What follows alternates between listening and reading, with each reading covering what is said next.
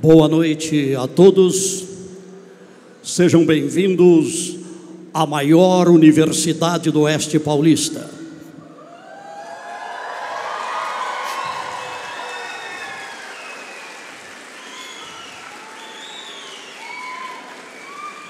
Hoje é um dia muito especial para o Unoeste e a cidade de Presidente Prudente, por receber pela primeira vez um ministro do Supremo Tribunal Federal no exercício de sua função, o excelentíssimo doutor Luiz Roberto Barroso, que nos honra com sua presença e abrilhanta esta abertura do Fórum Jurídico Acadêmico da Unoeste. Senhoras e senhores, em 47 anos de história, a Universidade do Oeste Paulista coleciona grandes conquistas no cenário da educação no país. É a 7ª melhor universidade particular do Brasil e a 2ª do estado de São Paulo, com base em avaliações do Ministério da Educação. Infraestrutura acadêmica completa e tecnologia de ponta marcam a trajetória desta instituição, que já formou mais de 90 mil profissionais em todas as áreas do conhecimento, os quais estão espalhados pelo Brasil e pelo mundo. O curso de Direito da Unoeste tem conceito máximo 5 em avaliação in loco do MEC e, recentemente, foi estrelado como o melhor da região oeste do estado no Guia da Faculdade, promovido pelo jornal O Estado de São Paulo e pela plataforma de marketing educacional Quero Educação. Conquistas possíveis graças ao empenho da coordenação, professores e principalmente de vocês, estudantes, que tornam esse momento marcante da vida, a passagem pela universidade, como algo único e repleto de novas oportunidades.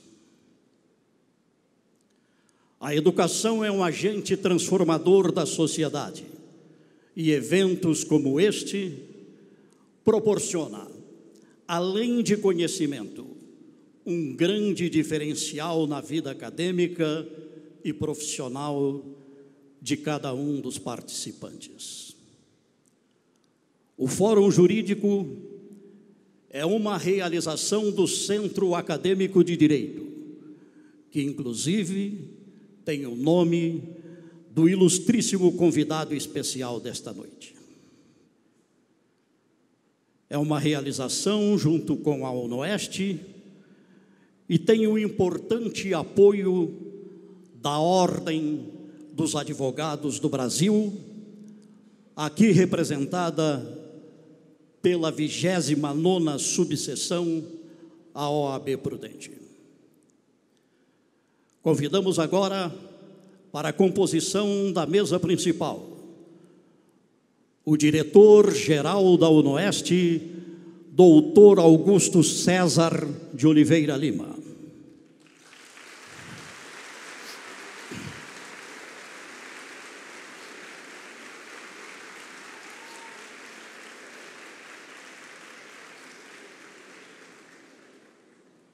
O coordenador do curso de Direito da Unoeste, doutor Sérgio Ricardo Ronque.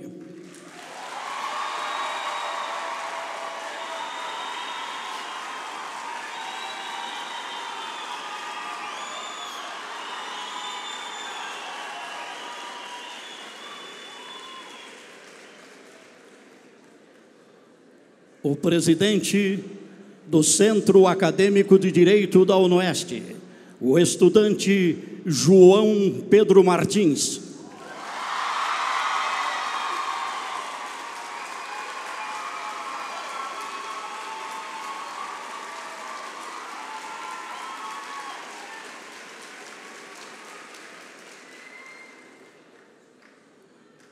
Convidamos também para a composição da mesa principal o excelentíssimo ministro do STF, o doutor Luiz Roberto Barroso.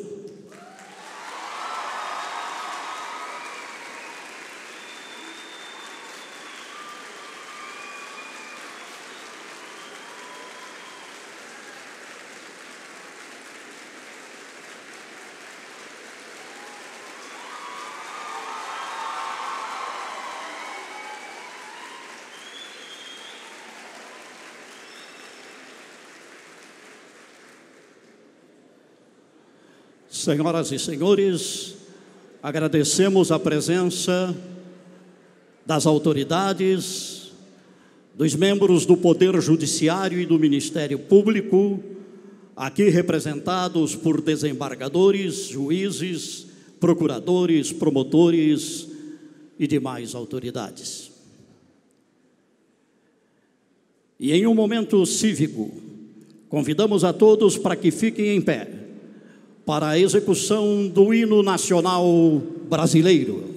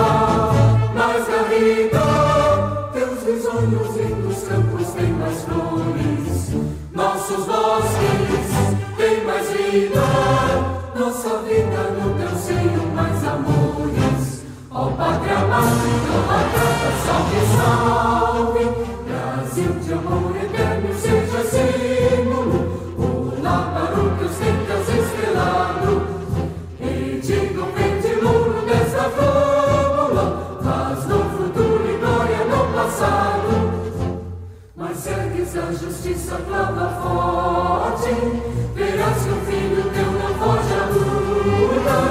Entre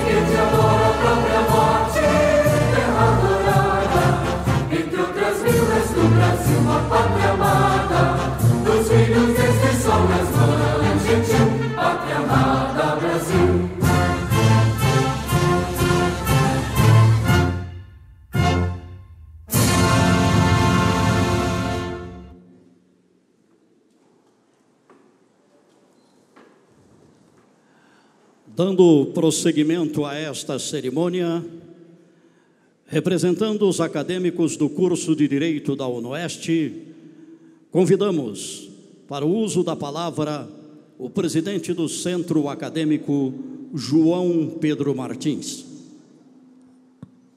Boa noite a todos. É uma alegria imensa poder ver nossa casa cheia com espectadores públicos do nosso curso de Direito, de outras instituições, bem como convidados e profissionais do direito em geral. Tê-los aqui hoje é uma grande honra para nós do Centro Acadêmico, que realizamos um evento grandioso como esse, a partir dos nossos 15 membros, que o Centro Acadêmico tem pouco mais de um ano, e nesse pouco mais de um ano nós temos colhido os melhores frutos possíveis. E a realização desse evento é a consolidação do que imaginamos quando o Centro Acadêmico foi fundado. E ter presente na noite do Fórum Jurídico Acadêmico, realizado pelos alunos membros do Centro Acadêmico, ter a presença do nosso patrono, o ministro Luiz Roberto Barroso, significa que a ideia deu certo e que o CAD está cumprindo com a ideia original, que é representar todos os acadêmicos do curso de Direito da Universidade do Oeste Paulista. Agradeço a presença de todos e é isso.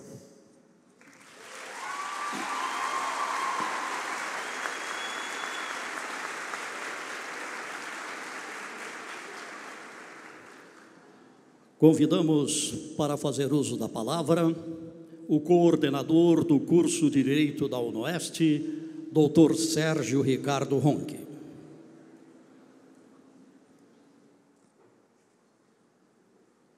Boa noite a todos. Uma boa noite muito especial à minha família Direito UNOeste.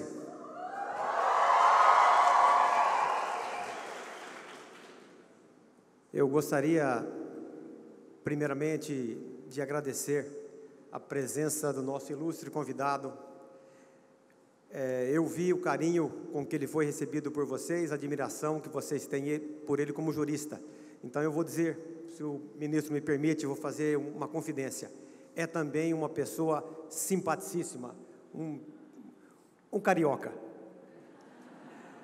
Gostaria de agradecer a UNOeste, na pessoa do Dr. César, de toda a família Oliveira Lima, as pró-reitorias que nos apoiaram, que tornaram possível que esse evento tivesse essa grandiosidade, que vocês pudessem hoje desfrutar da presença e dos conhecimentos deste que é hoje a grande voz do Supremo Tribunal Federal. Gostaria de agradecer também ao pessoal do Centro Acadêmico pelo esforço, pela disposição, pelo trabalho que vocês tiveram. Eu vi no sábado, não é fácil organizar, vocês perceberam que a coisa não é brincadeira, né? Gostaria também de agradecer a coragem do João. Graças à coragem do João é que foi possível que nós tivéssemos aqui o ministro Luiz Roberto Barroso. É um marco na história do curso de Direito da UNOeste. É um marco na história da UNOeste, é um marco na história de Presidente Prudente. Obrigado a todas as autoridades, a todos os amigos, a todos os professores, aos colegas coordenadores que se fazem aqui presentes. Eu só posso agradecer, é muito emocionante olhar daqui de cima e ver a casa cheia. É muito emocionante saber que todo o esforço e dedicação de todos nós está sendo recompensado agora pelo brilhantismo desse evento. E gostaria, mais uma vez, de dizer a todos aqueles que sabem, a todos aqueles da família Direito UNOeste, isso aqui está sendo possível hoje, porque aqui é o UNOeste. Obrigado.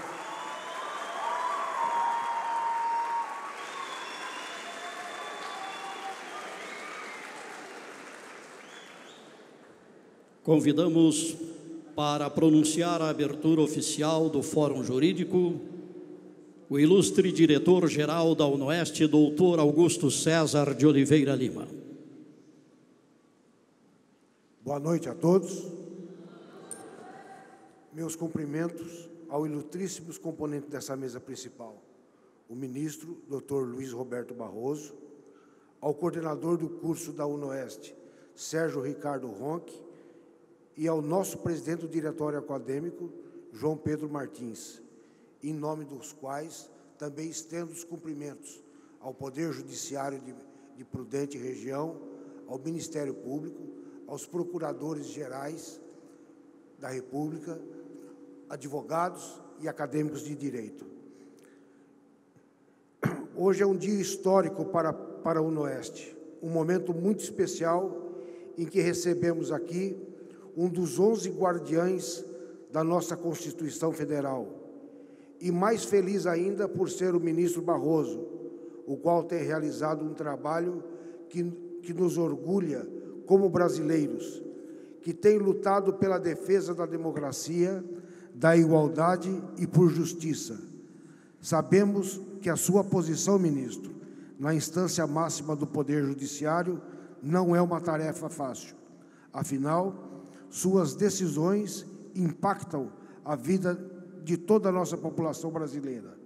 Eu e minha família, além de todos que aqui, a maioria de todos que aqui vieram, prestigiar sua ilustre palestra. Estamos com o senhor nessa luta por um Brasil melhor. Confiamos no seu trabalho na justiça do país. Por isso, agradeço novamente por aceitar nosso convite e nos enriquecer com seu conhecimento. E declaro oficialmente aberto o Fórum Jurídico Acadêmico da UNOEST. Muito obrigado.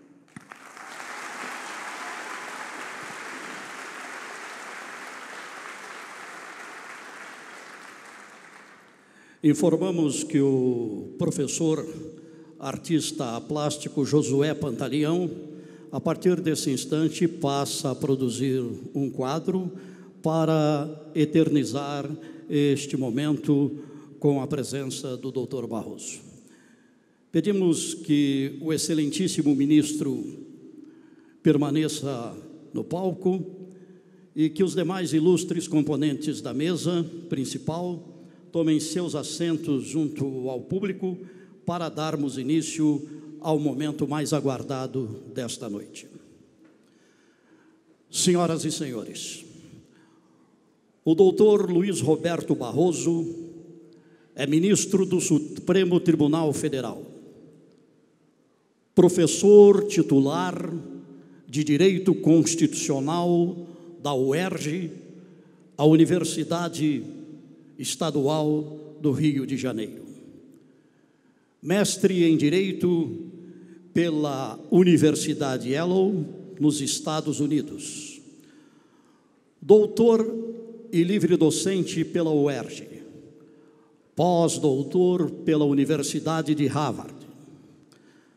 Senior Fellow na Harvard Kennedy School. Conferencista visitante da Université Poitiers, na França, em 2010. Autor, dentre outros, do curso de Direito Constitucional Contemporâneo. Então, é com imensa honra que convidamos para conduzir o painel A Ótica sob o Judiciário Brasileiro, o excelentíssimo ministro do STF, doutor Luiz Roberto Barroso. O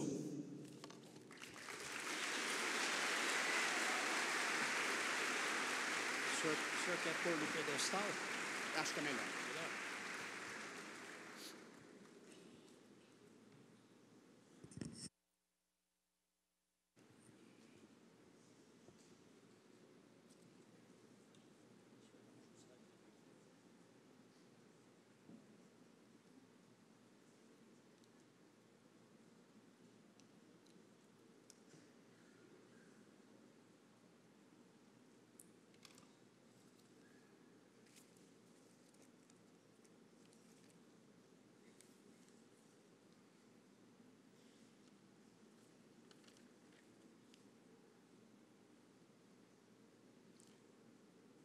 senhor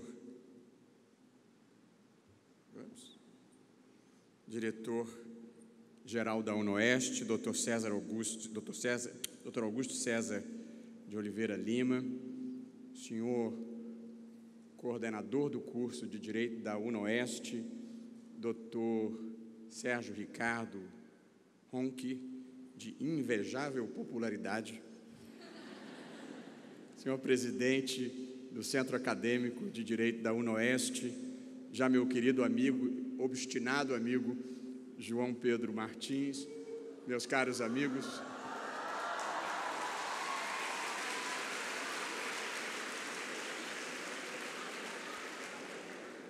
eu tenho muito prazer e muita honra de estar aqui e de compartilhar com todos algumas ideias e algumas reflexões sobre o mundo e sobre o Brasil. Eu gostaria de intitular essa nossa conversa um olhar sobre o mundo e um olhar sobre o Brasil.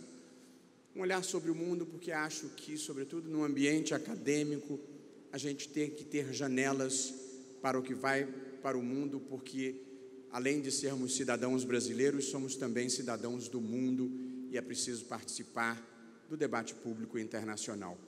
E depois lançar um olhar sobre o Brasil, as dificuldades dessa hora e as imensas perspectivas do futuro. Talvez, embora o nosso mestre de cerimônias já tenha gentilmente feito a minha apresentação, eu gostaria de reiterar. Meu nome é Luiz Roberto Barroso, eu sou professor de Direito Constitucional há muitos anos e estou ministro do Supremo.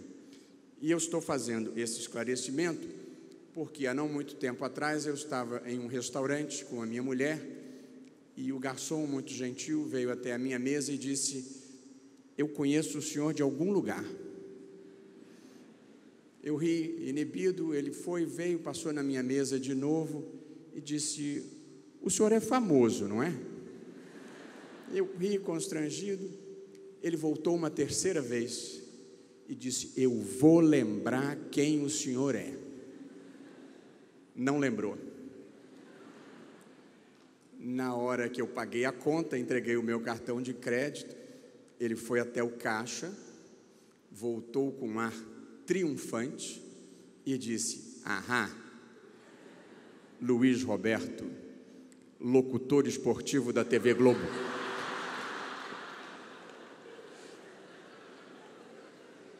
Eu gostaria de dizer que eu sou o outro. Começando a nossa conversa, um olhar sobre o mundo. Há 3 fenômenos muito importantes em curso na esfera global, para os quais nós precisamos estar atentos, porque fazem parte da nossa vida e são aspectos definidores da nossa geração. O primeiro deles é a chamada revolução tecnológica ou a revolução digital, que é uma revolução que está em curso e transformou de maneira profunda a maneira como nós vivemos, a maneira como nós fazemos uma pesquisa, como nós reservamos um voo, fazemos compras nos supermercados e praticamos os atos rotineiros de uma maneira geral. Nós vivemos sob a égide de um novo vocabulário, uma nova gramática, uma nova semântica que incluem palavras que até anteontem nós nunca tínhamos ouvido falar porque não existiam, que designam utilidades sem as quais já não saberíamos viver. Eu fiz uma listinha aqui apenas das que eu conheço de sabença própria, dessas novas palavras, desse novo vocabulário. Google. Já foi possível em outra época viver sem poder dar um Google. Google, Windows, Mac, WhatsApp, Telegram, que ficou perigosíssimo no Brasil, Uber, Dropbox, Skype, FaceTime, Facebook, Twitter, Instagram, Waze, Spotify, Amazon, iTunes, Netflix e YouTube.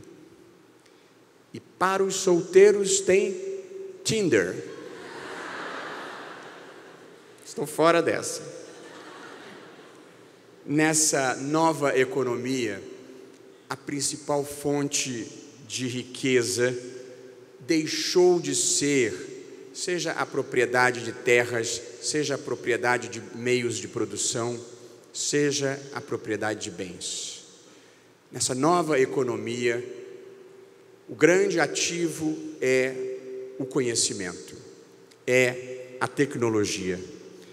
As empresas mais valiosas do mundo já não são, como eram há 20 anos atrás, as que exploravam e produziam petróleo como a Esso e a Shell, ou as que fabricavam veículos automotores como a General Motors e a Ford, ou as que fabricavam utilidades em geral como a General Electric. As empresas mais valiosas do mundo hoje são as empresas de tecnologia, são as empresas que vivem do conhecimento, são as empresas de dados. Amazon, Apple, Facebook, Microsoft e Google. Portanto, inovações e avanços tecnológicos constroem esse admirável mundo novo em que nós estamos vivendo, que é o mundo da biotecnologia, da inteligência artificial, da nanotecnologia, da impressão em 3D, da computação quântica, dos carros autônomos e da internet das coisas. Algoritmo vai se tornando o conceito mais importante do nosso tempo. Recentemente eu li no livro do Yuval Noah Harari uma passagem em que ele dizia: se uma jovem ou um jovem tiver 2 pretendentes e estiver em dúvida quanto à escolha, o Google será capaz de fazer a escolha melhor do que ela ou do que ele, apenas cruzando as informações que já detém sobre os pretendentes e a pretendida ou o pretendido. Me lembro de ter anotado na margem do livro, nesta passagem, prefiro errar sozinho. A revolução industrial, a revolução tecnológica, que é, na verdade, a terceira revolução industrial, a primeira do vapor, a segunda da eletricidade e agora a revolução tecnológica, ela traz muitos proveitos, muitas utilidades, promessas de longevidade, mas também traz problemas e riscos que é bom ter em conta. A internet, por exemplo, que conecta bilhões de pessoas em todo o mundo, permite, no entanto, desvios, como campanhas de desinformação, campanhas de ódio e, mais recentemente, essa coisa apavorante que se chama deepfake, que é a possibilidade de alguém me colocar aqui, nesta tribuna, fazendo movimentos labiais perfeitos e dizendo coisas que eu nunca disse na minha vida, o que evidentemente cria um risco imenso para a liberdade de expressão no mundo. Os avanços da biotecnologia trazem os proveitos e os perigos da engenharia genética, que é uma tentação irresistível para a condição humana, porque ela se presta para corrigir muitas doenças de origem genética, mas que também oferece os riscos da eugenia e da tentativa de se criarem super-homens mais bonitos, mais inteligentes, mais fortes e, com isso, potencializando a desigualdade no mundo. Sem mencionar que a inteligência artificial, com todos os seus proveitos também, eliminará uma série de empregos envolvendo pessoas que não têm mais condições de se requalificar para o mercado de trabalho da nova economia. E, por fim, os riscos imensos que existem para a privacidade.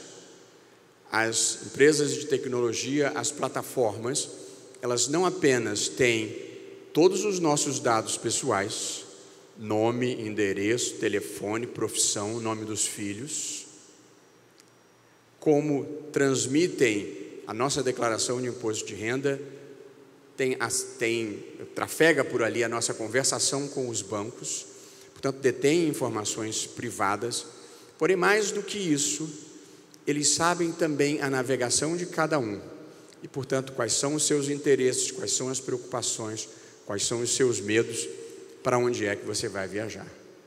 Experimenta colocar na internet custo de passagens para Paris, para minutos depois começarem a pipocar na sua tela hotéis e companhias aéreas e informações e restaurantes em Paris. Nem tudo é necessariamente negativo, mas é preciso ter em linha de conta que a privacidade com a qual nós estávamos acostumados, ela é rompida por este universo da revolução tecnológica e da revolução digital que nós vivemos. E já se fala agora na quarta revolução digital, que é a revolução que vai fundir o humano e o virtual, o físico e o mecânico, com os riscos e potencialidades que daí advêm. Portanto, esse seria o primeiro tópico do nosso capítulo, Um Olhar sobre o Mundo. Há uma revolução tecnológica em curso e nós precisamos participar dela, estarmos atentos para ela e trabalharmos para evitar que as profecias catastróficas relativas às potencialidades da tecnologia da informação e da biotecnologia se consumem. O segundo capítulo importante de uma conversa sobre o mundo em geral é a constatação de que há uma crise da democracia no mundo inteiro. Não há uma debacle da democracia, não é o fim da democracia, mas há uma crise que a democracia enfrenta em diferentes partes do mundo. É preciso lembrar que a democracia constitucional foi a ideologia vitoriosa do século XX. E ela derrotou as principais alternativas que se apresentaram ao longo das décadas: o comunismo, o fascismo, o nazismo, os regimes militares, o fundamentalismo religioso, e o mundo vira do século XX para o século XXI com mais de uma centena de países com regime democrático, de acordo com a avaliação de uma instituição reconhecida chamada Freedom House. Para ser preciso, 119 países viraram do século XX para o XXI com democracias reconhecidas, e esse número ainda seguiu aumentando pelos anos seguintes. Porém, nos últimos tempos,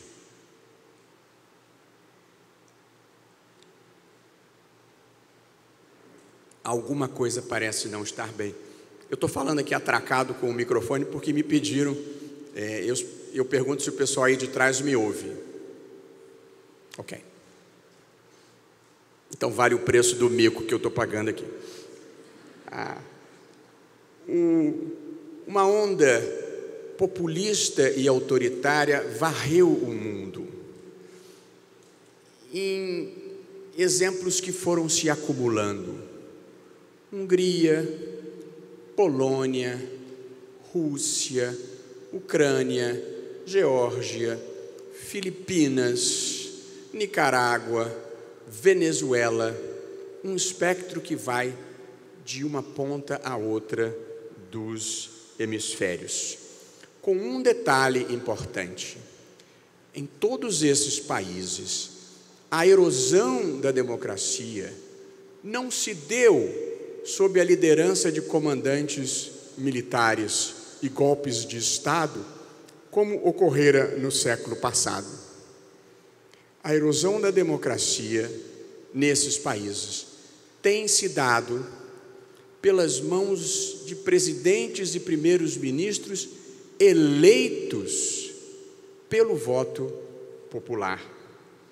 Em seguida, paulatinamente, vêm as medidas que, tijolo por tijolo, vão desconstruindo o edifício da democracia, com as medidas padrão da erosão democrática: concentração de poderes no executivo, perseguição dos líderes de oposição, mudanças nas regras eleitorais, cerceamento à liberdade de expressão e de imprensa, emendas constitucionais aprovadas com abuso de poder por parte das maiorias e o que nós chamamos de empacotamento das Supremas Cortes, que é o conjunto de medidas que ou aposentam ministros ou aumentam o número de vagas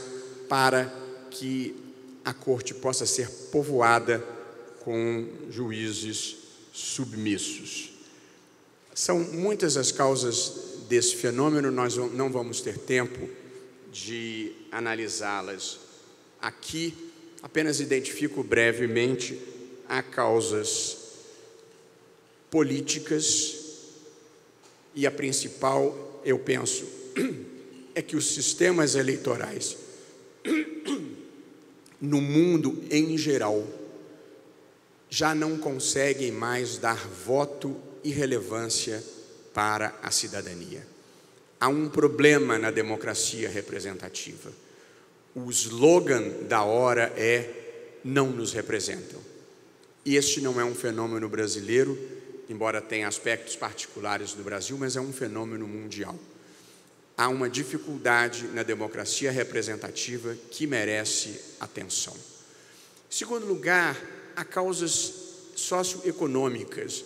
Esta nova economia e o mundo globalizado produzem impactos, sobretudo sobre o mercado de trabalho.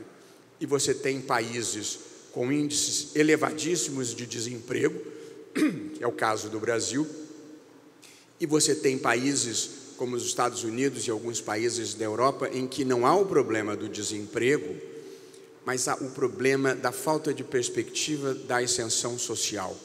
Há uma classe média, de média para baixo, que está estagnada na sua renda há muitos anos, enquanto o topo vem enriquecendo exponencialmente. E também isso traz desagrado e aumenta o apelo das lideranças populistas. E há uma questão que eu, num trabalho recente, chamei de cultural identitária.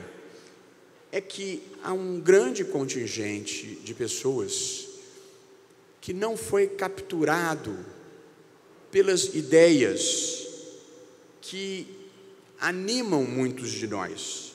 Eu diria que não professam esse credo cosmopolita, igualitário e multicultural que impulsiona a agenda progressista da proteção ambiental, dos direitos humanos, da igualdade racial, das políticas feministas, do casamento gay, da defesa de populações nativas e da descriminalização de drogas leves, para citar alguns temas controvertidos que ingressaram no mainstream no mundo em geral.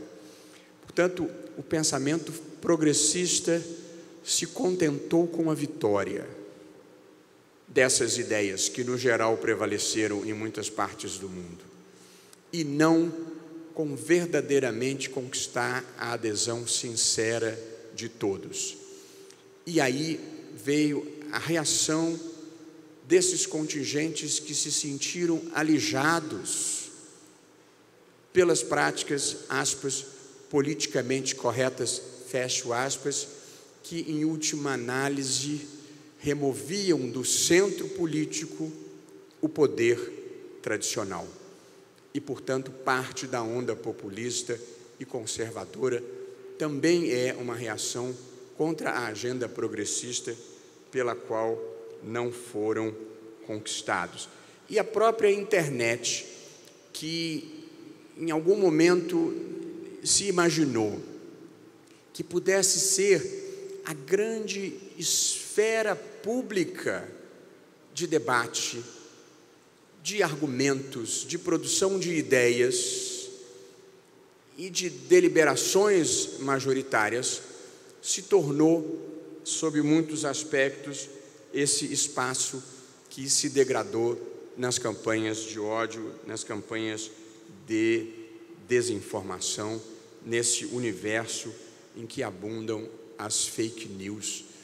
Um universo que aumenta, a meu ver, exponencialmente o papel da imprensa séria e profissional, que tem esta missão, que é a de filtrar nesse universo de bobagens e de mentiras, de futilidades e de maldades, o que é verdadeiramente sério, o que merece ser conhecido e o que merece ser lido.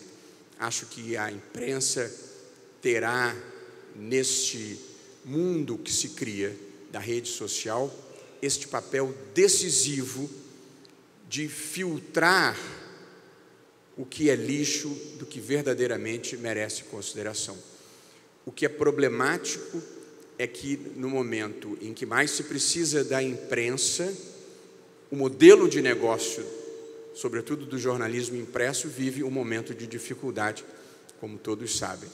Mas acho que a revalorização da imprensa profissional é decisiva para nós atravessarmos a tempestade desse mundo das redes sociais, em que tudo vale e é um ambiente da pós-verdade, em que as pessoas falam o que acreditam, falam para si próprias num mundo de tribalização, em que pessoas radicais e que com convicções consolidadas só falam para si, e evidentemente isso não é um debate público. E por fim, e terminando essa primeira parte da nossa conversa, o tema da mudança climática. Este é um debate amplamente negligenciado no mundo em geral e no Brasil em particular, e que vem sendo perigosamente adiado. Curiosamente, o tratamento relativamente desimportante que se deu a esse tema no Brasil e no mundo mais recentemente, teve o condão de fazer uma coisa que eu e muitas outras pessoas tentávamos há muito tempo sem conseguir, que é trazer o debate sobre meio ambiente e proteção ambiental para o centro da discussão política no Brasil.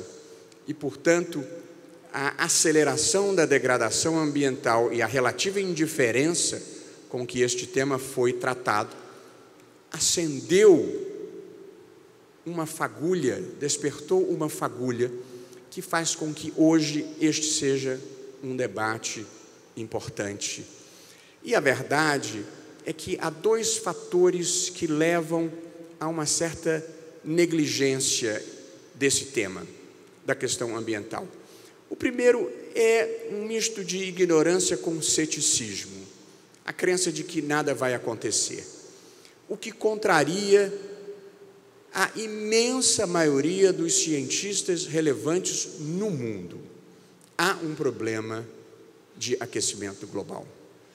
E, em segundo lugar, há uma causa mais egoísta para a negligência com que nós tratamos a questão ambiental.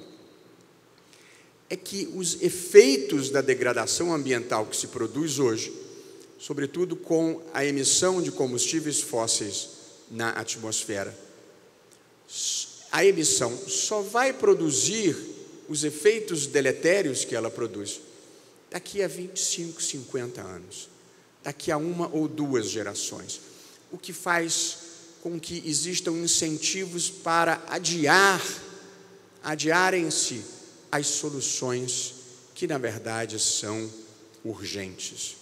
O grande problema da mudança climática, do aquecimento global, é o chamado efeito estufa. Muita gente já deve saber o que é isso, mas eu considero tão importante que vou gastar um parágrafo para descrevê-lo.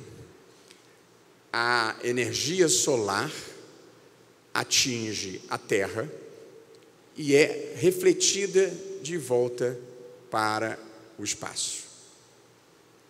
Parte desta energia e consequente calor do Sol fica retida na atmosfera, porque existem na atmosfera gases chamados estufa, dos quais o mais importante é o dióxido de carbono, que seguram parte desta energia, impedindo que ela volte para o espaço. Isso é indispensável para que haja vida na Terra, porque mantém a Terra, a atmosfera, numa temperatura habitável. O que é o aquecimento global?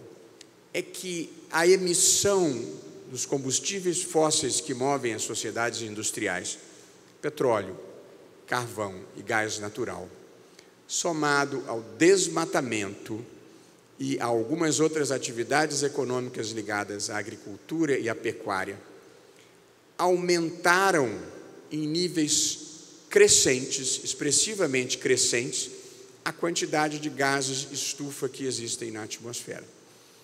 E, consequentemente, aumentou significativamente a retenção de calor.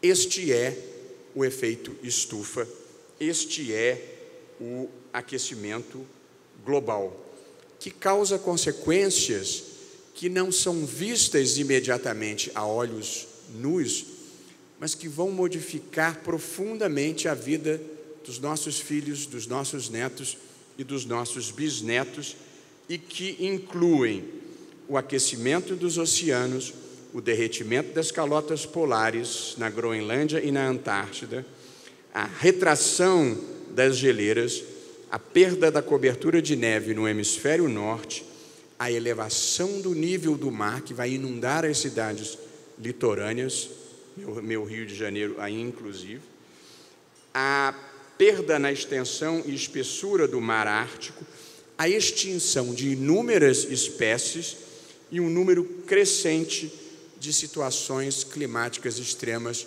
como furacões, enchentes e ondas de calor.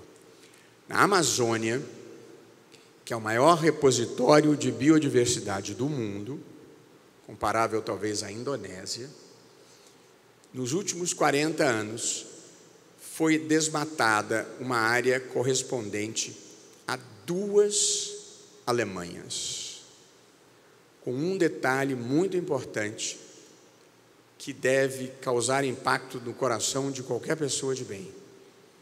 Sem que isso tivesse importado no aumento de 1 ponto percentual sequer no PIB da região amazônica. Portanto, nós estamos destruindo a floresta em troca de coisa nenhuma. Quando a floresta amazônica deve ser tratada como um ativo e não como um passivo, e, portanto, as melhores cabeças do país têm que pensar uma maneira de fazer com que a floresta valha mais de pé do que destruída, porque o Brasil e a humanidade precisam da floresta amazônica. Há tratados internacionais importantes, uma convenção quadro, ao acordo, ao protocolo de Quioto e o acordo de Paris. Todos esses documentos internacionais que procuram limitar as emissões de combustíveis fósseis, limitar o desmatamento, mas têm sido até agora insuficientes. E o que se verifica é que as lideranças populistas nacionalistas trabalham com a negação desse problema, porque como não podem resolver com medidas próprias, isoladas e exclusivas, porque só há uma solução global para esse problema, eles negam o problema. mas ele existe e precisa estar no radar das pessoas que pensam a vida no mundo em geral e no Brasil em particular. Esses são, eu diria, os 3 temas mais importantes da agenda mundial, que num ambiente acadêmico de pessoas que estão se formando e pensando o mundo, me parecem indispensáveis de serem incluídos no radar e serem levados em conta no trabalho e na produção acadêmica de uma maneira geral. E agora eu passo para a segunda parte da nossa conversa, que é um olhar sobre o Brasil. E aqui nós vamos ter uma conversa franca, tão franca quanto a minha condição hoje me permite, apesar de eu andar um pouco ressabiado com essa história de franqueza.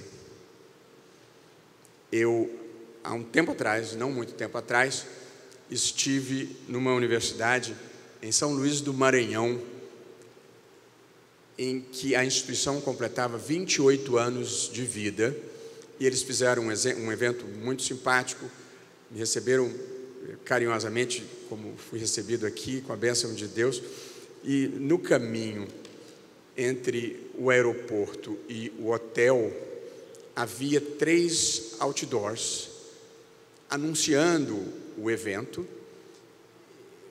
e tinha uma fotografia minha enorme e provavelmente retocada. Eu entro no elevador do hotel, entra uma senhora distinta, vira-se para mim e diz: o senhor é o ministro Barroso, não é? Sim, sou. Eu vi o senhor nos outdoors. Pois então. Ela olhou de novo, falou assim: a gente fica melhor na foto, né, ministro?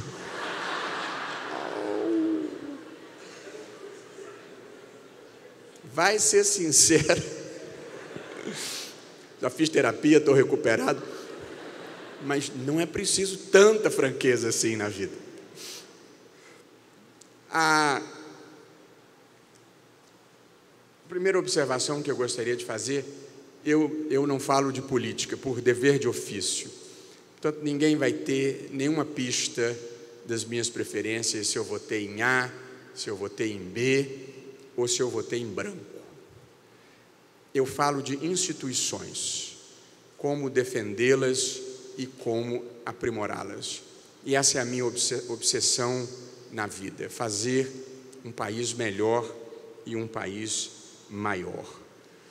Nós vivemos no Brasil, desnecessário que eu diga às pessoas que aqui estão, uma imensa onda negativa. Uma tempestade perfeita, um conjunto de fatores abalaram a autoestima, eu diria, da cidadania brasileira. Trauma do impeachment, o avanço nas investigações sobre corrupção, a recessão permanente, persistente, o desemprego elevadíssimo, a perda de renda e uma certa sensação de que a mediocridade tomou conta da vida do país. Sem negar nenhum desses fatos, eu, no entanto, devo dizer que a onda negativa não me pegou. Eu acho que nós estamos vivendo um momento de lançamento das fundações de um novo país. Nós estamos vivendo o tormentoso processo de um novo começo.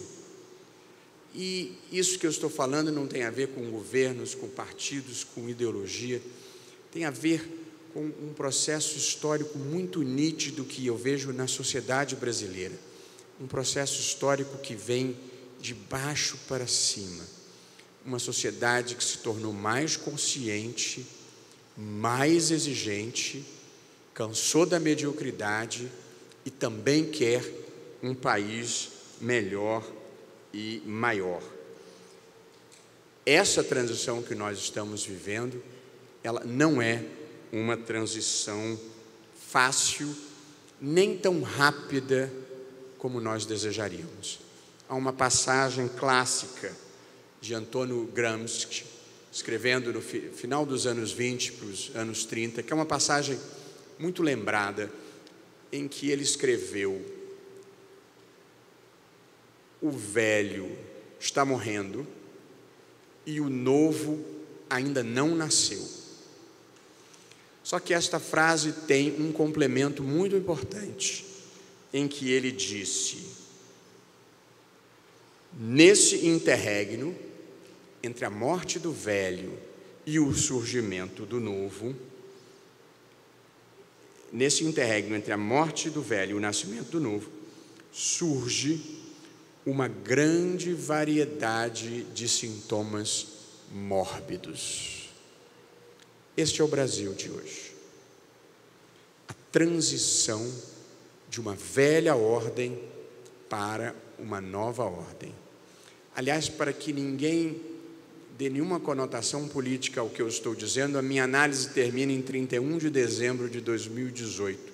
Portanto, é uma análise de processo histórico e não uma análise fulanizada.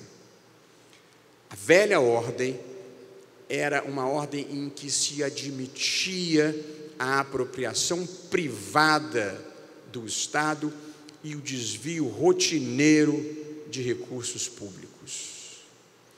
E a nova ordem é a que nós estamos tentando construir, de instituições políticas e econômicas verdadeiramente inclusivas, e o esforço para empurrar para a margem da história elites extrativistas que se apropriaram do Estado brasileiro e direcionaram as políticas públicas para si e para os seus interesses, quando não pura e simplesmente saquearam o Estado em proveito próprio. Portanto, não é fácil destruir essas estruturas consolidadas há muito tempo. Porém, eu acho que é isso que está acontecendo no Brasil. Nós estamos no processo histórico de transformação estrutural profunda do código de relação entre o poder político e a sociedade. Não é um processo fácil, não é um processo rápido, não é um processo linear, ele tem idas e vindas, mas ele é irreversível. Portanto, apesar de tudo, a minha visão do que nós estamos passando é uma visão positiva e construtiva, porque nós estamos lançando os pilares de um novo país, em que nós vamos produzir as transformações que nós precisamos, enfrentando as desigualdades, elevando os padrões de ética pública e privada, e quiçá um dia não muito distante, criando um sistema de justiça que funcione. E por achar que o momento é positivo e construtivo, eu não tenho a visão pessimista de um personagem de uma história que meu amigo Carlos Aires gosta de contar, o sujeito que foi ao médico, e o médico disse a ele: eu tenho uma notícia ruim para lhe dar. Tem uma ruim e tem outra pior. Ele disse: me dá a ruim primeiro. E o médico falou: você só tem 24 horas de vida. O que pode ser pior que isso? É que estou para lhe falar desde ontem.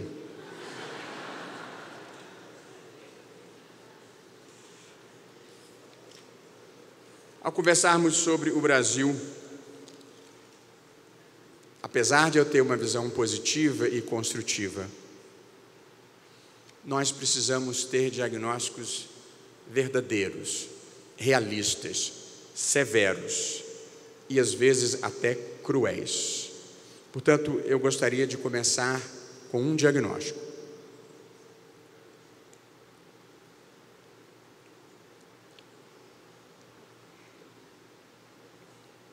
Em 1960,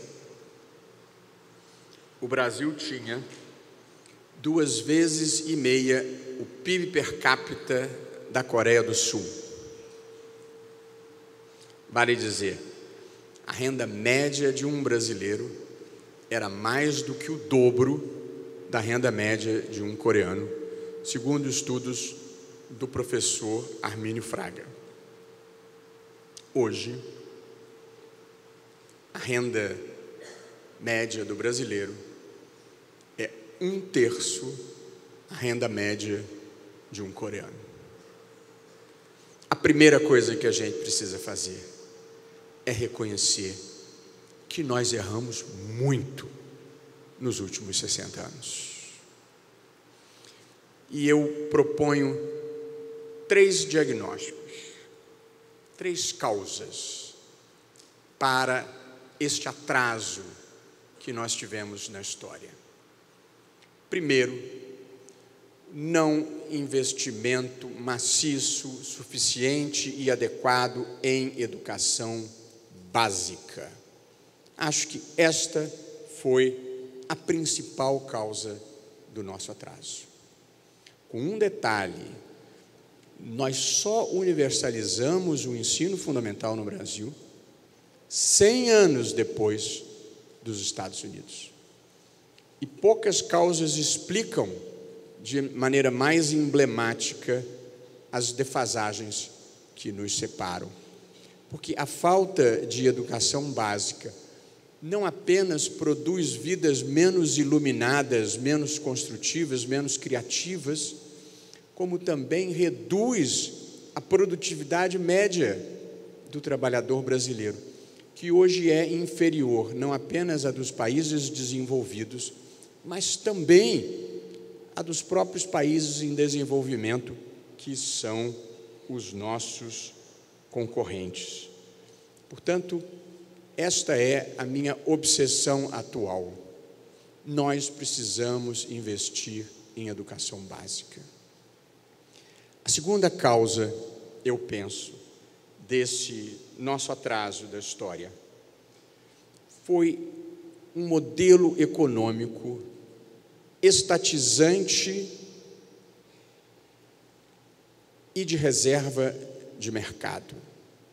E aqui eu me explico. O Brasil começa o processo de industrialização e de substituição de importações ao longo dos anos 30, com um modelo de capitalismo de Estado que provavelmente era indispensável naquele momento, porque não havia capital suficiente na iniciativa privada e nem tudo você queria entregar à iniciativa privada estrangeira. E, portanto, se criam as primeiras grandes empresas controladas pelo Estado. Fábrica Nacional de Motores, Companhia Siderúrgica Nacional, Companhia Hidrelétrica do São Francisco. Um pouco depois se cria o BNDE, depois BNDES, depois se cria a Petrobras, um pouco mais à frente a Eletrobras, e, portanto, se desenvolve um modelo de capitalismo de Estado que terá sido decisivo no processo de construção econômica do Brasil ao longo desse período. E não por acaso, o Brasil foi um dos países que mais cresceram no mundo entre o final da Segunda Guerra e 1980. O que aconteceu, a meu ver, foi uma dificuldade ou uma falta de vontade política de transformação desse modelo de capitalismo de Estado para um capitalismo verdadeiro, um capitalismo de iniciativa privada.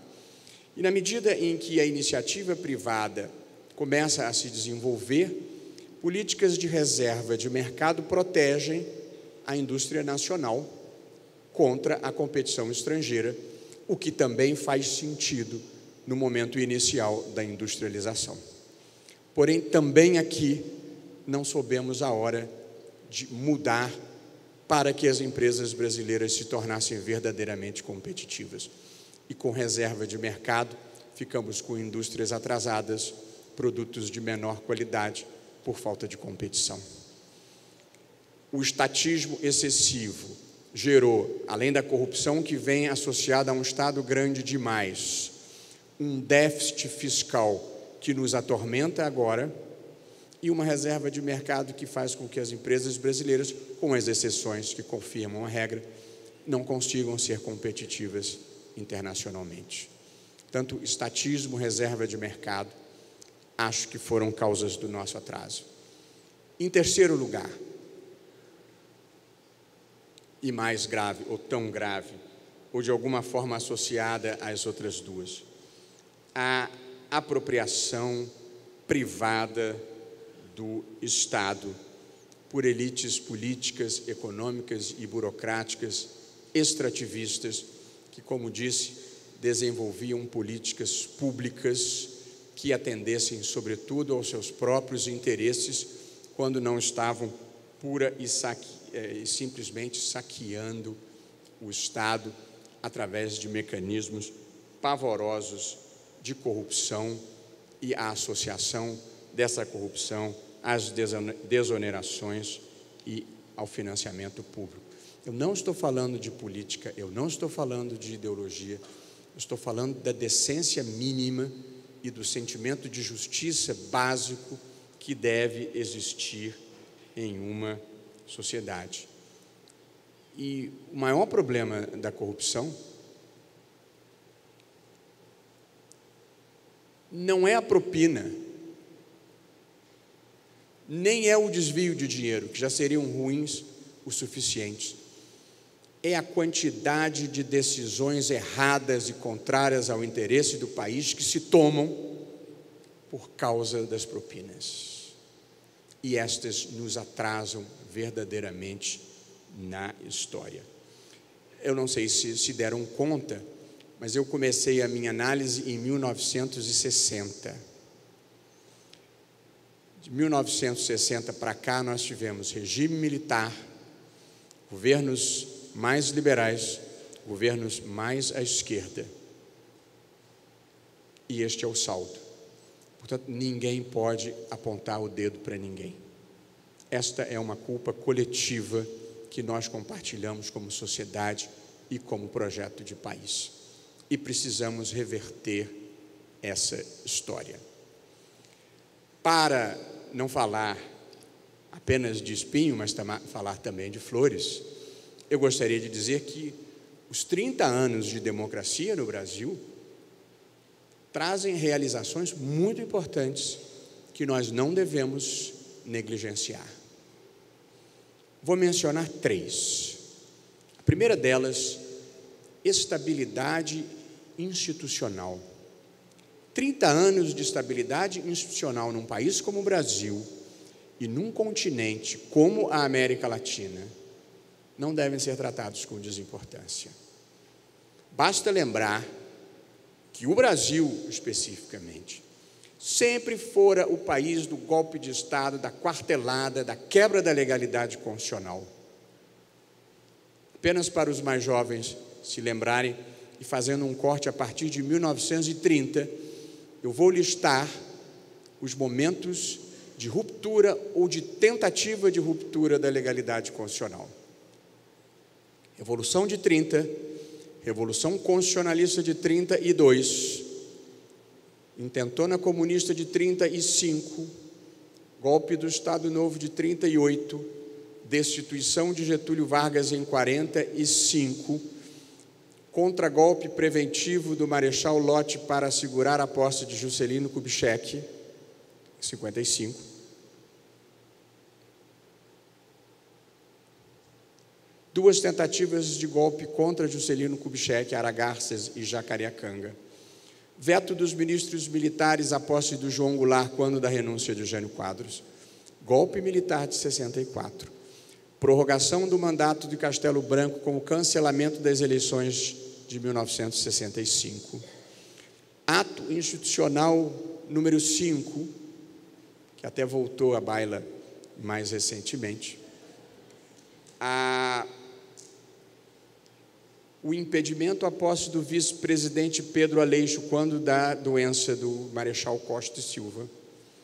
A outorga da Constituição de 1969 pelo ministro do Exército, da Marinha de Guerra e da Aeronáutica Militar, sem mencionar os anos de chumbo que vão até início de 74. Não cabem nos dedos de uma só mão, aliás, não cabem nos dedos das duas mãos, os momentos de ruptura da legalidade no Brasil. Portanto, 30 anos de estabilidade institucional merecem ser celebrados. E não foram tempos banais. Tivemos petrolão, mensalão, escândalo dos anões do orçamento, a destituição por impeachment de 2 presidentes da República eleitos pelo voto direto, sem que ninguém tivesse cogitado de uma solução que não fosse o respeito à legalidade constitucional. Só quem não soube a sombra, que é viver numa ditadura, não reconhece a luz, que é viver sob uma democracia. E quem sente saudades da ditadura militar, sente saudades do que não existiu. Gente sem perspectiva do futuro, que tem saudades de um passado que não houve. Tinha censura, tinha tortura e tivemos uma década perdida. Não era melhor do que a confusão que é viver numa democracia. Jamais tenham dúvida disso. A segunda grande conquista foi de estabilidade monetária. Quem quer que tenha mais de 40 anos nessa sala, aparentemente só eu, lembrará dos horrores que foram os sucessivos planos econômicos fracassados que tentavam conter a hiperinflação, em que os preços cresciam e as coisas se desvalorizavam numa progressão inimaginável, até que veio o Plano Real e nós conquistamos estabilidade monetária. E, em terceiro lugar, com o impacto positivo que isso trouxe e que impulsionou a terceira grande conquista, que foi a da inclusão social. Nos 30 anos de democracia, mais de 30 milhões de pessoas deixaram a linha da pobreza, que é uma realização que poucos países conseguiram, só a China, que é um fenômeno totalmente à parte, que merece um estudo à parte, conseguiu nos últimos anos. Mas apesar de nós acharmos que a fotografia do momento atual é sombria, a verdade surpreendente é que nos últimos 30 anos, o Índice de Desenvolvimento Humano, o IDH, que mede renda, escolaridade, expectativa de vida do Brasil, foi o que mais cresceu na América Latina, apesar da recessão dos últimos anos. Portanto, nós temos muitas realizações a considerar. E dentro do capítulo Estabilidade Institucional, a bem da verdade histórica, nos últimos 30 anos, se tem um lugar de onde não veio notícia ruim no Brasil, foi das Forças Armadas, que tem tido um papel impecável no respeito à legalidade constitucional, o que também é uma exceção que merece destaque na América Latina. Sem mencionar avanços dos direitos fundamentais de mulheres, negros, gays, demarcação de terras indígenas, onde seja legítimo, porque picaretagem ninguém precisa, transgêneros. Nós demos um salto civilizatório no Brasil, que pode ter passado despercebido, mas a própria condição feminina, se nós olharmos em retrospectiva, as mulheres conquistaram igualdade no casamento, respeito como família legítima às mulheres não casadas que vivam em união estável, acesso crescente no mercado de trabalho, ainda há defasagens salariais, mas vem sendo reduzido, conquista de liberdade sexual, importante luta contra a violência sexual, contra a violência doméstica. Não são batalhas ganhas, mas os avanços são evidentes. E às vezes um problema parece maior quando ele começa a aparecer, mas ele era muito maior antes de aparecer. Portanto, é notável a ascensão feminina no mercado de trabalho. A questão das ações afirmativas, um avanço importante. Nós acabamos com um discurso que não era verdadeiro do humanismo racial brasileiro. Havia discriminação, havia preconceito e há dívidas históricas a serem reparadas. Reconhecimento de direitos à comunidade gay, que vale a vida são os nossos afetos, e as pessoas têm o direito de colocar o seu afeto e a sua sexualidade onde mora o seu desejo e serem respeitadas por isso. As demarcações de terras indígenas, enfim, nós tivemos avanços civilizatórios importantes. Nem tudo na vida é economia, que merecem ser celebrados.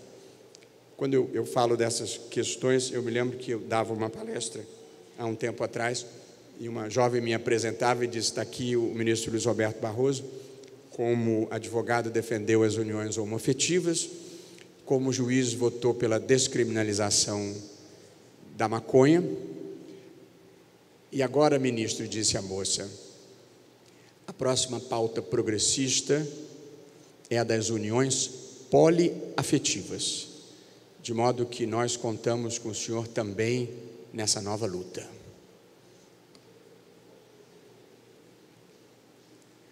Depois de uma fração de segundo, pensando o que dizer sobre as uniões poliafetivas, me ocorreu dizer o seguinte: na vida democrática, nenhum tema é tabu. Tudo pode ser discutido à luz do dia. Eu só tenho uma preocupação pessoal. Primeiro, aquelas bandeiras que eu sempre defendi, tanto a da descriminalização quanto a das uniões homoafetivas, não eram em causa própria. Mas, em segundo lugar, e sobretudo, eu gostaria de dizer que eu tenho uma preocupação. Eu já sou convidado para a parada gay. Eu já sou convidado para a marcha da maconha. Preocupa-me o tipo de evento que vão me convidar se eu apoiar as uniões poliafetivas. Mas tudo isso para documentar brevemente que houve muitas flores ao longo do caminho, nem tudo foram espinhos. E, portanto, a gente não deve perder a perspectiva histórica e deixar-se mimetizar pelo momento e achar que está tudo ruim com tendência a piorar. Não é verdade. E as mudanças dependem da gente e do que nós somos capazes de fazer. E como disse, acho que nós temos uma sociedade que despertou, se tornou mais consciente, mais exigente, e já não é mais tão fácil desviar dinheiro público como se desviava antigamente. Basta ver a dificuldade que algumas pessoas têm de sair na rua. Em conclusão, eu gostaria de compartilhar com todos a minha ideia de que o país precisa de 3 pactos suprapartidários. O primeiro deles é um pacto de integridade.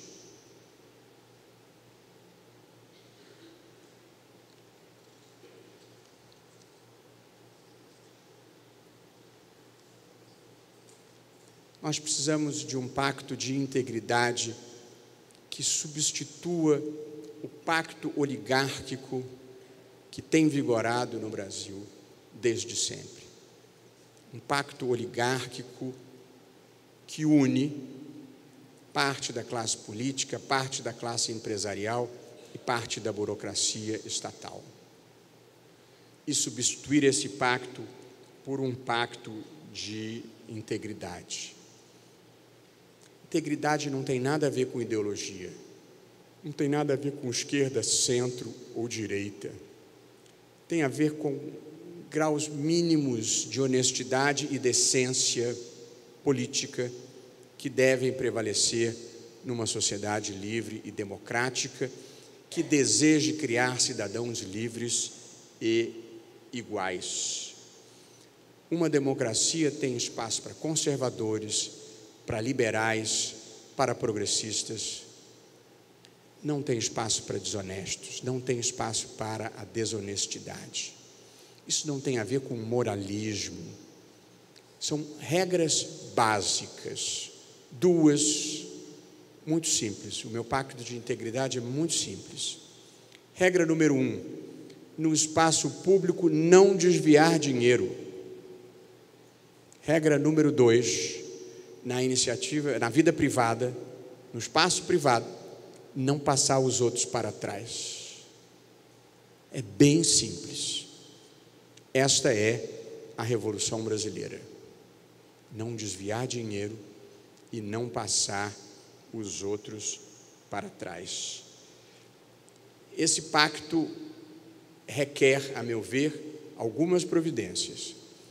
No legislativo, nós precisamos aprovar uma reforma política, porque o sistema eleitoral brasileiro é muito caro e isso está na origem de boa parte da corrupção.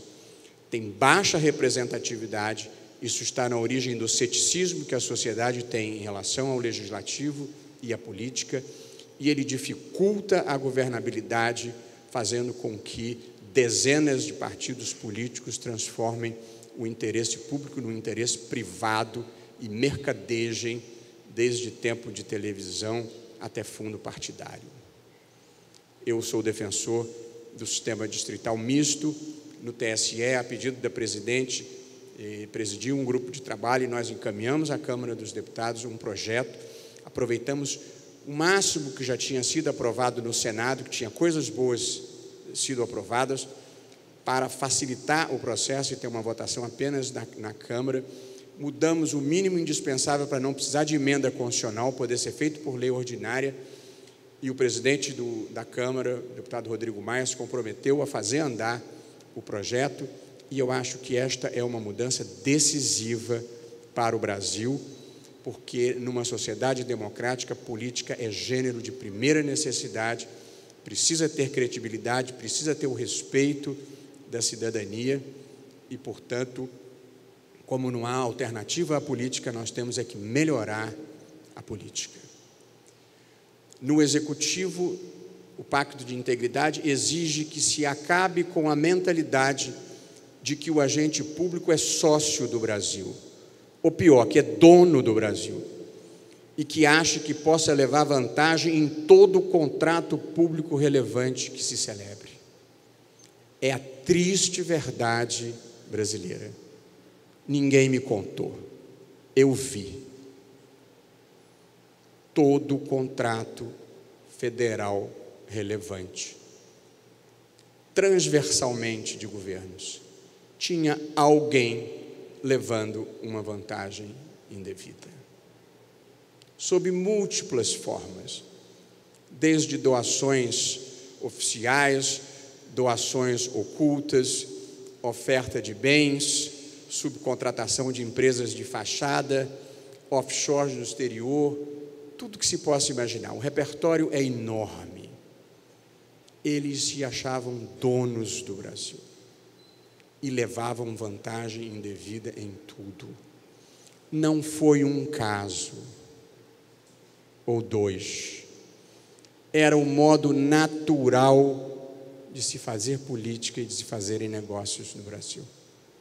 Triste como seja, é esse modelo que nós estamos enfrentando, com muita dificuldade, porque o Brasil é um país em que a classe dominante é relativamente pequena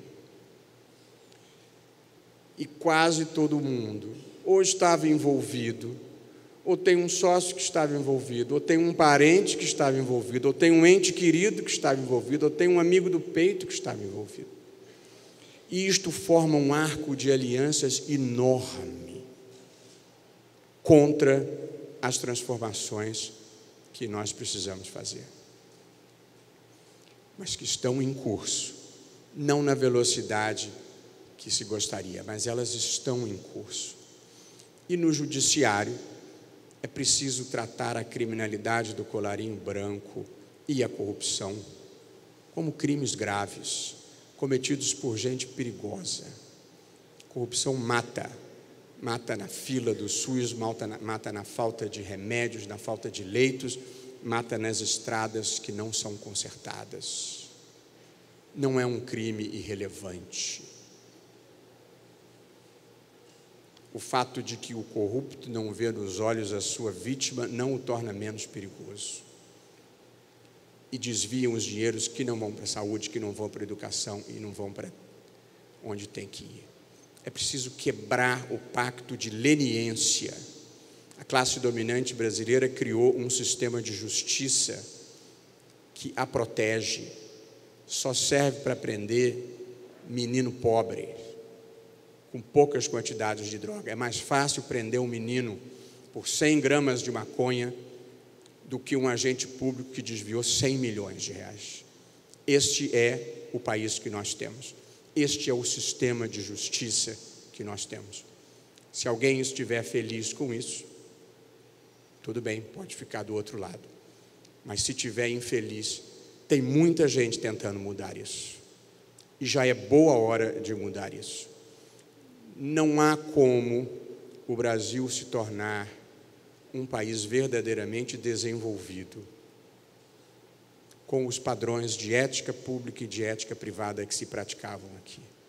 E, portanto, se nós queremos subir no patamar, furar o cerco da renda média, nós vamos ter que enfrentar esses problemas, com as dificuldades que o pacto oligárquico oferece, mas o pacto de integridade há de prosperar.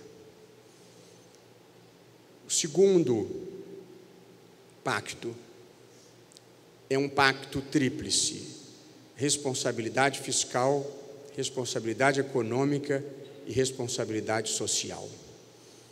Responsabilidade fiscal é muito simples. Basta olhar o momento que nós estamos vivendo para constatar o mal que faz a um país, não importa quão generosas sejam as intenções, de você repetida e prolongadamente gastar mais do que arrecada. Porque quando você gasta mais do que você arrecada, você tem que fazer uma de duas coisas: ou tomar dinheiro emprestado e vai elevando os juros, ou imprimir dinheiro, o que eleva a inflação.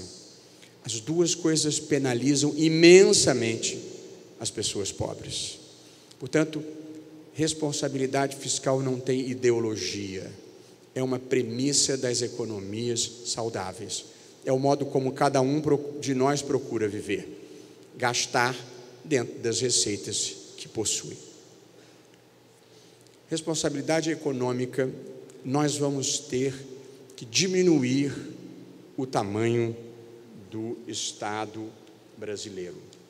Talvez não seja nenhuma opção ideológica. É que os custos se tornaram insuportáveis. E, portanto, nós vamos ter que enxugar esse Estado. Não há solução juridicamente fácil nem moralmente barata. Mas hoje, quase todos os estados da Federação Brasileira vivem para pagar salário. Atrasou o custeio e não consegue fazer investimento. Ou seja, o Estado vive para si próprio.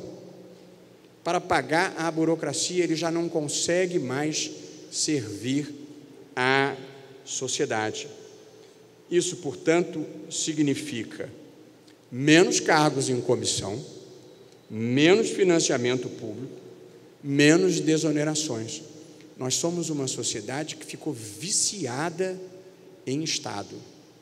Nós vamos ter que enfrentar esse problema. Capitalismo, que é o sistema econômico previsto na Constituição para o Brasil, significa concorrência e risco. No Brasil, o costume foi reserva de mercado para restringir a concorrência e financiamento público, que para não ter risco nenhum. Isso não é capitalismo. Isso é socialismo para ricos. Nós não precisamos. E, portanto, vamos ter que ter um choque de iniciativa privada que é o que fomenta a inovação e verdadeiramente o crescimento econômico. Esse é o modelo da Constituição, esse é o modelo que nós precisamos seguir. E, por fim, responsabilidade social. Primeira coisa a fazer, o Brasil precisa voltar a crescer, porque é isso que gera renda e é isso que gera emprego, é isso que permite se promover justiça social, que, em última análise, é o grande papel do Estado. Eu sou a favor de livre iniciativa, porque acho que esta é a melhor forma de gerar riquezas para o país como um todo. Mas o papel do Estado é distribuir com justiça essas riquezas, o que nós também não temos conseguido fazer, porque temos um sistema tributário que é regressivo, é o sistema tributário da classe dominante brasileira. E quando eu falo de classe dominante, não tem nenhuma conotação de esquerda, centro ou direita. Eu estou falando de sentimentos mínimos de justiça. O sistema tributário brasileiro é concentrador de renda, pela razão de que 50% da arrecadação recai sobre impostos de consumo, IPI, ICMS e ISS, impostos que eu e o garçom que me atende no Supremo pagamos igualmente, é o mesmo. E, portanto, é um país que tributa consumo mais do que tributa renda e capital. Aliás, o Brasil é um dos países que mais tributa consumo no mundo e um dos que menos tributa renda e capital. O sistema é tão perverso, que quem é advogado aqui saberá disso. As sociedades profissionais em geral, de advogados, de médicos, de engenheiros, têm os seus sócios, todo mundo é sócio, e paga a remuneração por distribuição de lucros. Fui advogado muitos anos, achava muito bom o sistema, porque a distribuição de lucros é isenta de imposto. Mas quando eu pagava o salário da minha secretária, ela pagava 27,5% de imposto de renda. Portanto, o Brasil é um país que concebeu um sistema tributário em que o patrão tem isenção, mas o empregado paga na alíquota máxima, se for bem remunerado. Ninguém pode achar que esse é um sistema justo. Portanto, é concentrador de renda, como a Previdência Social era concentradora de renda. E vejam a dificuldade que foi fazer a reforma, porque o pensamento conservador, ele está em toda parte. Há conservadores de direita e há conservadores de esquerda e há conservadores dos próprios privilégios. O sistema previdenciário brasileiro era uma enorme transferência de renda de pobres para ricos. Com grande dificuldade se conseguiu fazer uma reforma, talvez não do tamanho inevitável, e talvez com um ou outro ponto que eu tivesse feito diferente, mas no geral quebra-se o paradigma concentrador de renda, que esse tem sido o padrão brasileiro. Esta é a responsabilidade social. E quando eu falo cortar o Estado, eu não estou falando de programas sociais, não estou falando de Bolsa Família, Minha Casa Minha Vida, nem os programas educacionais, que consomem uma ínfima parcela do orçamento. A maior parte do orçamento brasileiro é gasta com previdência social e com remuneração do funcionalismo público. E se não tivéssemos feito a reforma da Previdência, a escalada ia chegar a quase 80% de gastos. A verdade é que não sobra nada para você investir para fazer a vida das pessoas ficarem melhores, a vida ficar melhor. Portanto, um pacto de integridade, responsabilidade fiscal, social, fiscal, econômico e social, e, por fim, um pacto pela educação básica. Essa tinha que ser uma obsessão nacional, um mutirão nacional, para que a próxima geração frutifique, floresça verdadeiramente. E em matéria de educação, em que há uma enorme quantidade de gente de bem e séria estudando, publicando, jornalistas, ONGs, como a Fundação Lema, o Instituto Ayrton Senna. Tem uma outra que é importantíssima. Enfim, escapou. Os diagnósticos já estão feitos. Os grandes problemas da educação brasileira são não alfabetização da criança na idade própria, que era a 3ª série e agora com a nova Base Nacional Comum Curricular passou a ser a 2ª. Esse é o maior problema, não alfabetização da criança na idade própria. O segundo problema, que é em parte decorrência do primeiro, é a evasão escolar no ensino médio, enorme. 40% dos jovens até 19 anos não concluíram o ensino médio. Esse número é aterrador.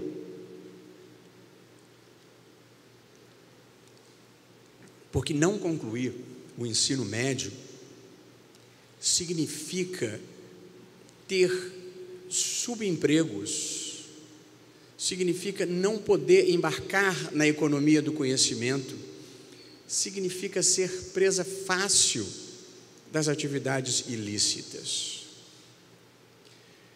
Em terceiro lugar, o terceiro grande problema é o que se chama de déficit de aprendizado. A criança termina o ensino fundamental e termina o ensino médio e não aprendeu o básico que deveria ter aprendido. Quarto grande problema é a pouca atratividade da carreira do magistério. E, portanto, as pessoas se formam no ensino médio e não estão atraídas para serem professores. Porque não há prestígio institucional, porque a remuneração é baixa, por muitas razões. E também precisamos investir nisso. Portanto, há diagnósticos. E nós precisamos investir nas soluções. Eu li certa vez que George Washington fez o menor discurso de posse na presidência dos Estados Unidos com 130 palavras, breves palavras, e que William Harrison fez o maior discurso de posse na presidência dos Estados Unidos com mais de 8.000 palavras pronunciadas numa noite fria e tempestuosa em Washington, onde as posses são ao tempo, em janeiro, inverno alto. William Harrison morreu 30 dias depois de uma pneumonia gravíssima que contraiu naquela noite. E eu considero que essa é a maldição que recai sobre os oradores que falam além do seu tempo. Portanto, eu vou caminhar para o fim.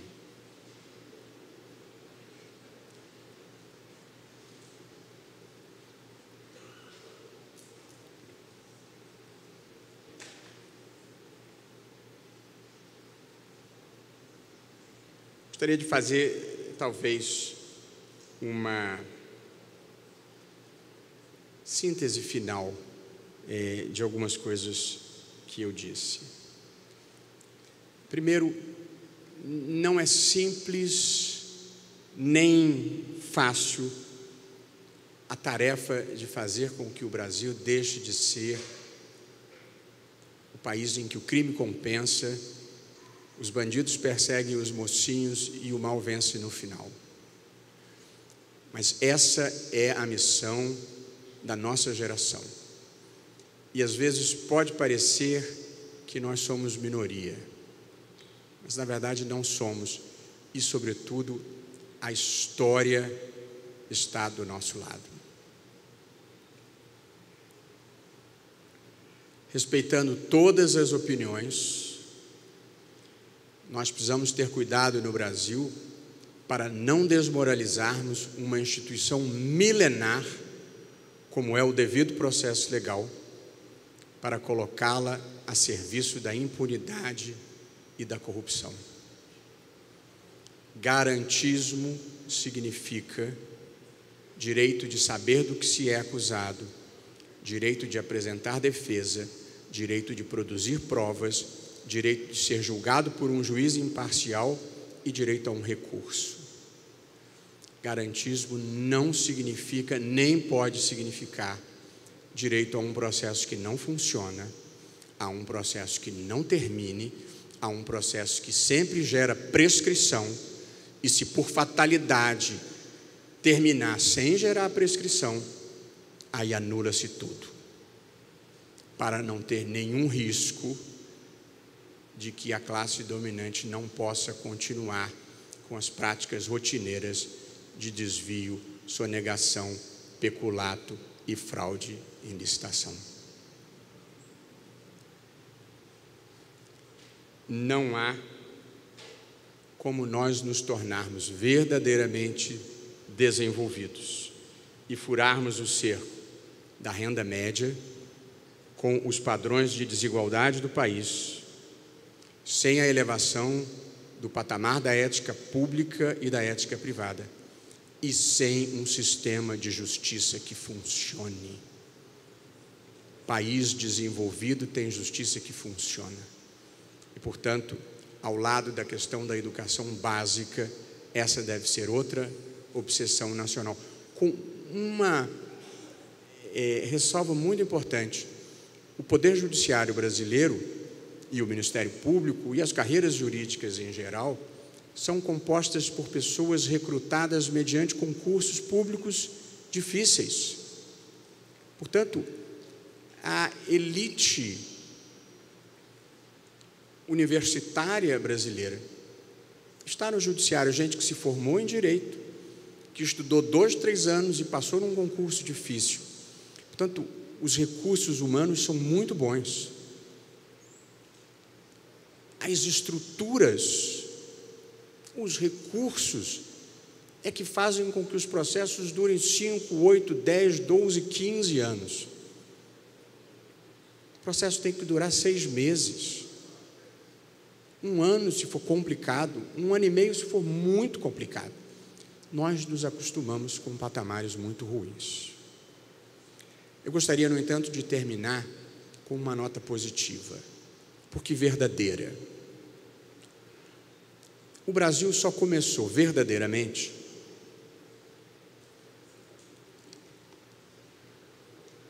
em 1808, com a vinda da família real portuguesa para o Rio de Janeiro, fugindo de uma Europa à mercê de Napoleão. Antes disso, acompanhem comigo. Os portos eram fechados e, portanto, não podia haver comércio internacional. Tudo tinha que ser trazido de Portugal. Era proibida a existência de manufaturas, para que tudo viesse também de Portugal. Era proibida a construção de estradas. Não havia dinheiro. As trocas eram feitas por escambo. 1/3 da população era de escravos e não havia escolas. 98% da população era analfabeta. Esta era a infraestrutura do Brasil há 210 anos atrás. 210 anos atrás. Um estalo de dedos na história. Agora, atentem para a superestrutura do Brasil. Nós não éramos herdeiros da tradição anglo-saxã, que tinha uma Magna Carta desde 1215, assegurando alguns direitos e liberdades. Nós fomos herdeiros do último, queridos como são e verdadeiramente são nossos irmãos portugueses, do último país da Europa a acabar com a Inquisição, do último país da Europa a acabar com o tráfico negreiro, do último país da Europa a superar o absolutismo. E com aquela infraestrutura e com esta superestrutura, em 200 anos, 210 anos, nós nos tornamos uma das maiores democracias de massas do mundo e uma das 10 maiores economias do mundo. O Brasil foi um dos maiores sucessos do século XX. Foi um dos países que mais multiplicou renda no século XX. Nós nos atrasamos no final do século XX e início do século XXI. Mas, de novo, o filme da história do Brasil, com este marco, em 1808, e da democracia brasileira, com o marco dos 30 anos da Constituição de 88, é um filme bom. Nós temos andado na direção certa, ainda quando não na velocidade desejada. Portanto, a gente não deve se impressionar com a fotografia do momento. E mesmo quando os maus exemplos se multipliquem e às vezes pareçam passar impunes, tem muita gente boa, tem muita gente séria, tem muita gente que trabalha verdadeiramente por um país melhor.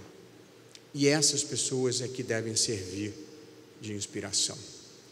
De modo que o meu slogan pessoal, e com ele gostaria de terminar, é o seguinte, que me ajuda nos bons e nos maus momentos. Não importa o que esteja acontecendo à sua volta. A gente não tem controle sobre o que os outros fazem. Não importa o que esteja acontecendo à sua volta. Faça o melhor papel que puder. Muito obrigado.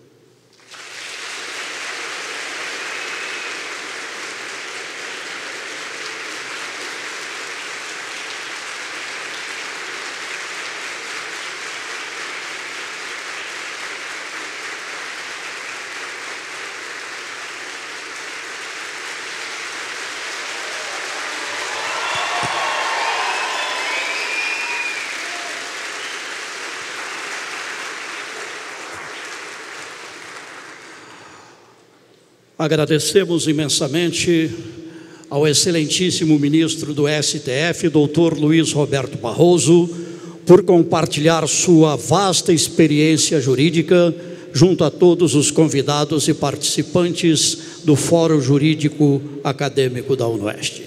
Fórum que terá sequência amanhã e depois de amanhã, sempre às 19h, aqui no Salão do Limoeiro. Muito obrigado e tenham todos uma boa noite.